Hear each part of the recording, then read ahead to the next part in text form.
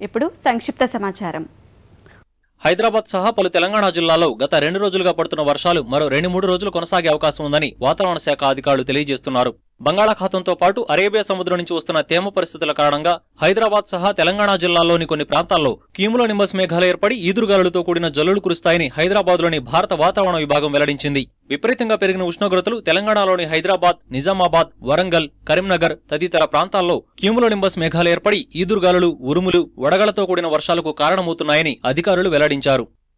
మనం చూసే గత రోజు సాయంత్రం రాత్రి కూడా ముఖ్యంగా హైదరాబాద్ పరిసర ప్రాంతాలు హైదరాబాద్, రంగారెడ్డి, మెదక్, కరీంనగర్ బాగా ప్రభావితం చేసిన వరంగల్ ప్రాంతాల్లో కొన్ని ప్రాంతాల్లో వడగళ్ళు కూడా పడినట్టు సమాచారం ఉంది. దీని ప్రధాన కారణం ఏంటంటే ఒకటి సన్ ఎనర్జీ బాగా రిసీవ్ అవడంలో బాగా భూమి వేడెక్కుతుంది.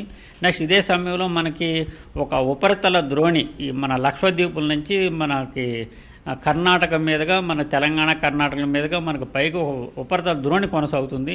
ఇదే సమయంలో మనకి బే ఆఫ్ బెంగాల్ నుంచి ఈ సౌత్ విండ్స్ బాగా సదర్లీ విండ్స్ వలన 2 బేల నుంచి కూడా మాయిస్ట్ విండ్స్ బాగా రాష్ట్రంలో ప్రవేశించడం, దాని ప్రభావమే ఇప్పుడు మనకు వర్షాలు, వడగళ్ళు, బాగా heavy spells of rain, next gusty winds.